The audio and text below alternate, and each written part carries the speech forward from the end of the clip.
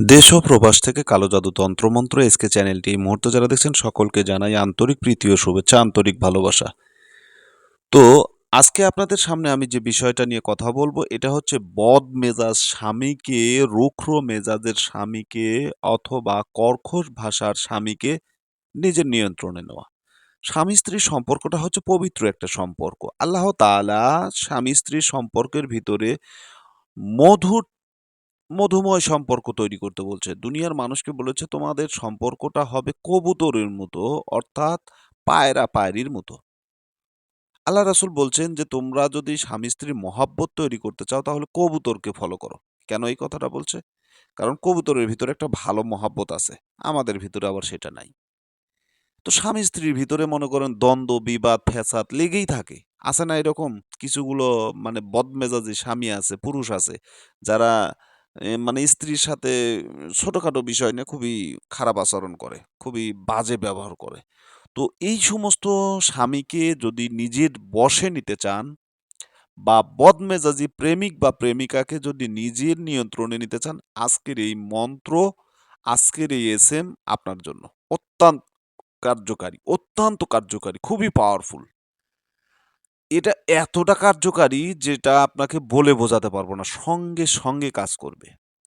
মুহূর্তের ভিতরে কাজ করবে। এক মুহূর্ত দেরি হবে না। এতটা কার্যকারী। ঠিক আছে? এতটা কার্যকারী। এটা দিয়ে কাজ করতে পারবেন। 100% সঙ্গে, সঙ্গে কাজ করবে ইনশাআল্লাহ। কিন্তু এখানে কিন্তু স্বামীর নামের সঙ্গে তার পিতার নাম ব্যবহার করতে হবে। অর্থাৎ স্বামীর উপরে যদি করেন তাহলে আপনার স্বামীর পিতার নাম ব্যবহার করতে হবে, তার বাবার নাম ব্যবহার করতে হবে। স্ত্রীর উপরে যদি কেউ করেন তাহলে এই স্ত্রীর মায়ের নাম ব্যবহার করতে হবে। ঠিক আছে? তো স্বামী-স্ত্রীর সম্পর্কটা তো আসলেই খুবই ভালো একটি সম্পর্ক, সুন্দর সম্পর্ক। কিন্তু এই যে আপনাদের যে মানে ছোটখাটো বিষয় নিয়ে যে ঝামেলাগুলো যে হচ্ছে, এই ঝামেলা যেন না হয়। ঠিক আছে? এই ঝামেলা যেন না হয়। আজকে যে বিষয়টা আপনাদেরকে শিখাবো যে মানে যে সমস্ত স্বামী-স্ত্রী রাগী বা কুচরিত্র, মানে তাদের কথাবার্তা ভালো না এবং দেখা যায় সে স্ত্রীর মানে আয়ত্তে নাই। কেমন জানি মানে সবসময় রুক্ষ মানে স্বভাবের কথাবার্তা খুব একটা ভালো না।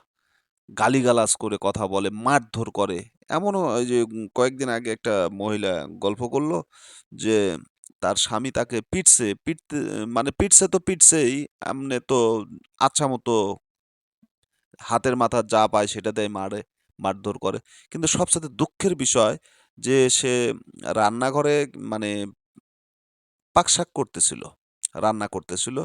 তো খন্তা আছে না? এই যেগুলো দিয়ে মানে কড়াইয়ের ভিতরে ভাজি-পুরি করে।